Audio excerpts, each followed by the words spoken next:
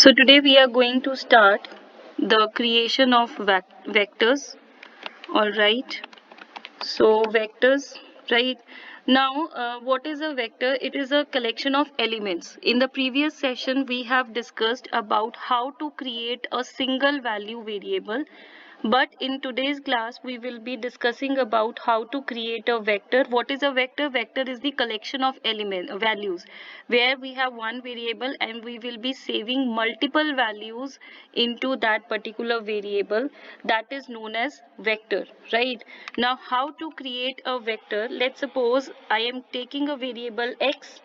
In that, I want to store, let's suppose, these values 1 2 3 4 5 6 7 8 9 10. So this is the way to create a vector with more than one value. So what is the syntax? You have to write down C. C stands for collection. You are collecting all these values into one variable, that is x, right? So this is known as vector creation with the help of C. You will write small c, guys, not a capital C. If you will write capital C, it is going to give you an error. All right.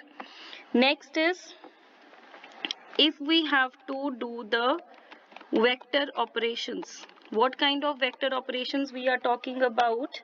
Let's suppose if you want to multiply x, the vector x, into 2, the entire elements will be multiplied by 2. So you can see 2 into 1 2, 2 into 2 4, 2 into 3 6, 2 into 4 8, and so on, right?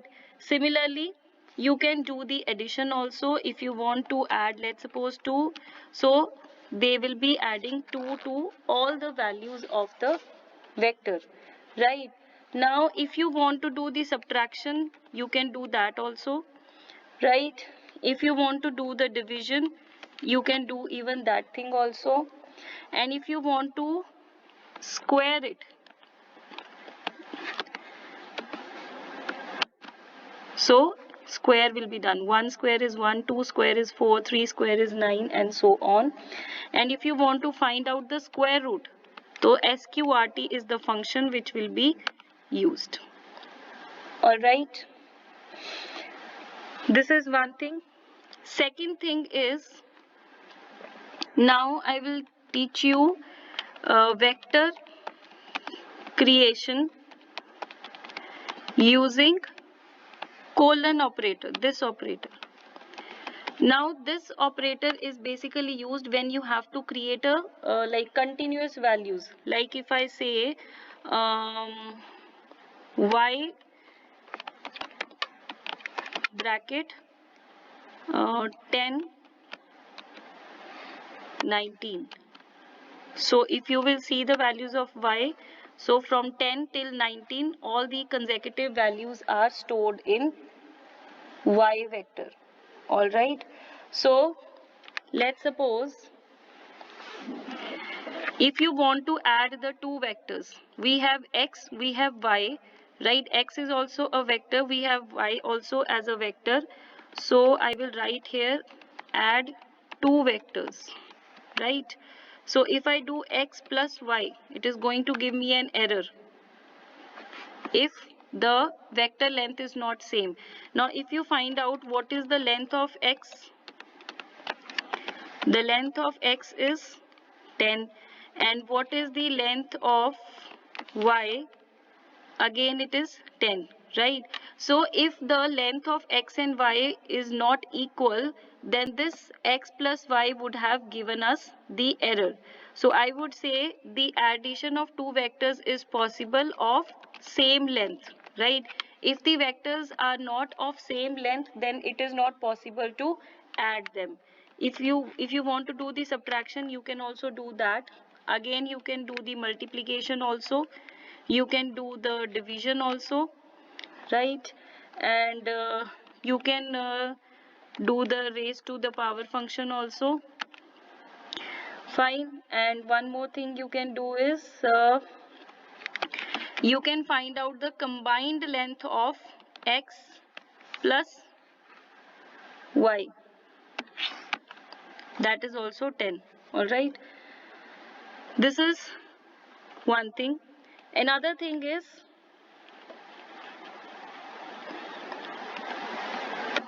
if you want to do the modifications in the vector, modifications in vector, how can we do it? If you want to add two more values into the what should I say,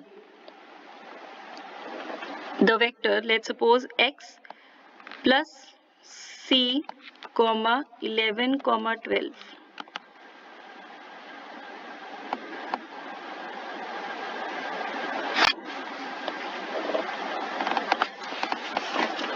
So what it has done, it has done 11 12.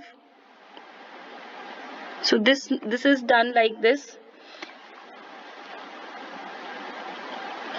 You are trying to create the vector length of two more elements, so this is going to be like this. And if I do let's suppose x, not here, sorry, over here, x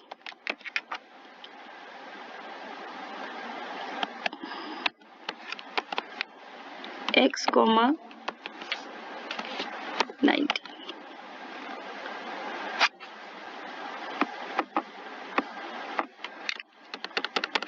So if you will see now x,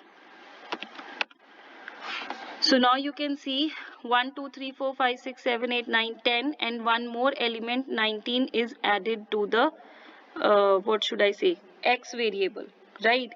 Now if you want to see whether I will write here check the values. How will you be checking the values? And it is going to return you the logical outputs. If it will check whether x is less than equal to 5 or not. So see, 1 is less than 5, so it has returned true. 2 is less than 5, true. 3 is less than 5, true. 4 is less than 5, true. 5 is equal to 5, so it is true. And rest all these values 6, 7, 8, 9, 10, 19, these all values are greater than 5, so it is returning the false as the output, right? So this is how the logical outputs are generated. You can also check whether x is greater than y. So it is going to do like this. Now see, longer object length. If you see now, what is the length of x?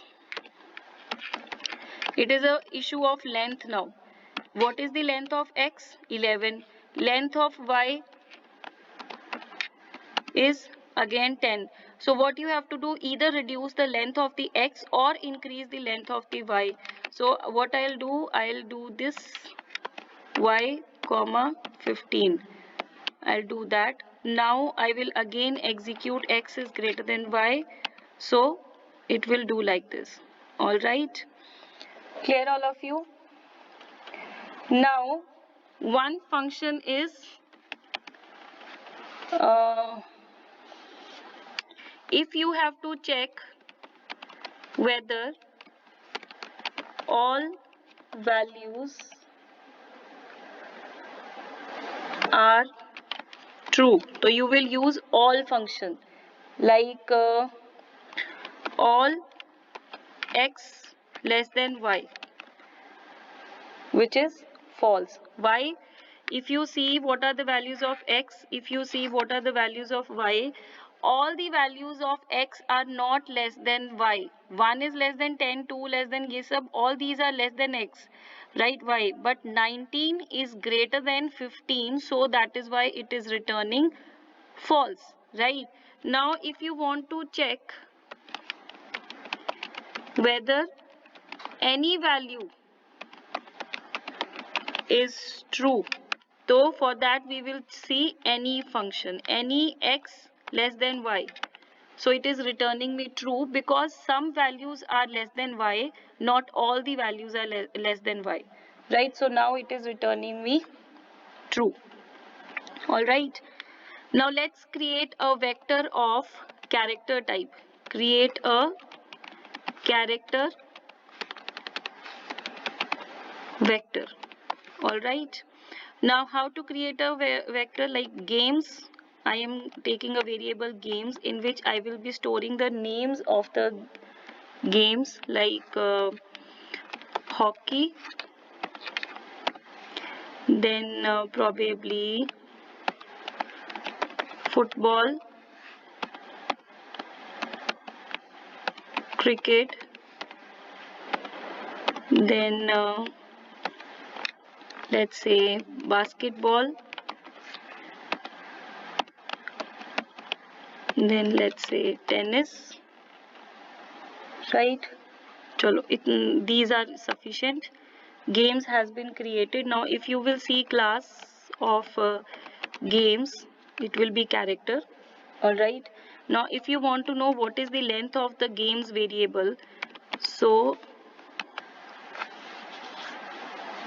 hockey word has 6 alphabets, football has this much, cricket has this, and so on. So this is the nchar. Then if you want to know the length of games,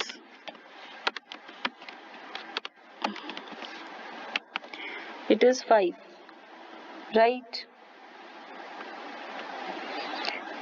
All right.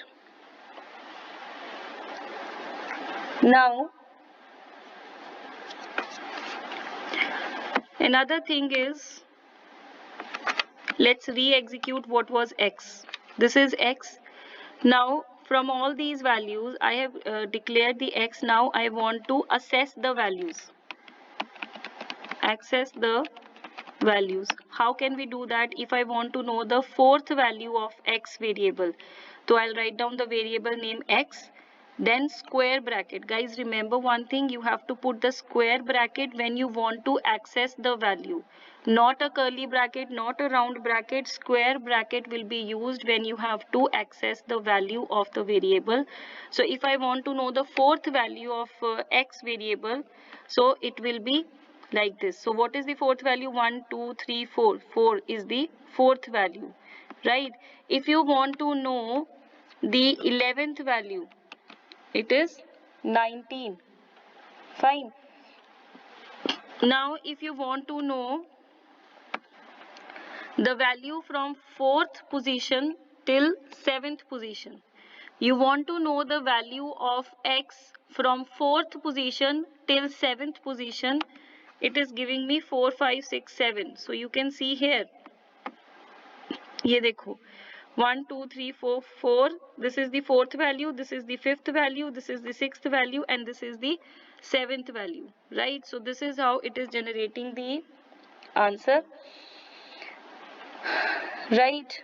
Now if you want to do like this, x c bracket 1 comma 4, so it will be saying first value and fourth value. If you don't want to look for the consecutive values, तो consecutive values अगर नहीं चाहिए, you want some discrete values, let's suppose at the first position and the fourth position, so you will be doing like this. All right. So if I do x square bracket c bracket 1 comma 11, so this is giving me first value as well as the 11th value. All right. Is this clear now? Now, one more thing I would like to discuss with you all is the another function which is known as the sequence function.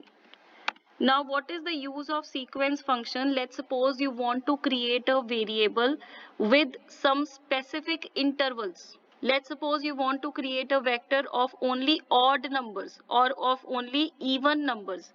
So what we will be doing, we will be creating a z variable and we will be using a function called sequence, right? Let's suppose I want from 1 comma 20, right? I want values from starting from 1 ending till 20, and the interval between the values should be 0.2. So if you will see what is the value of z, you can see that it is giving me at the interval of 0.2. If I do interval of, let's suppose 5, So now you can see 1, 5, 6, 6, 5, 11, 11 and 5 is 16, right? If you reduce it, let's do it 3, so it will do like this. So these are the values you can create with a specific interval you want. एक step intervals की form में when you want. Let's suppose if I take it in the form of 2. So now these are the values of Z. All right. Clear all of you? Now, if you want to modify the values in vector, so how you are going to do it? Let's suppose, let's create again x here.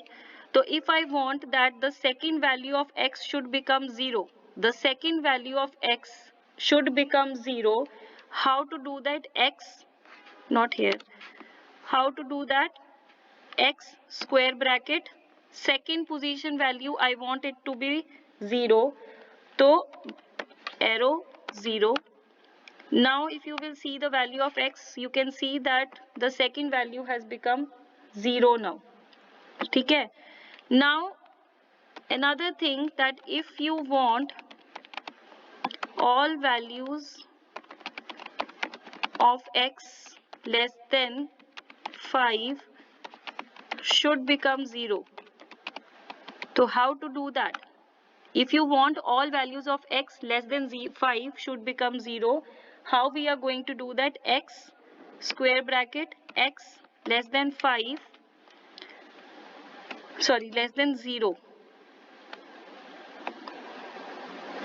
Okay, let's do this way.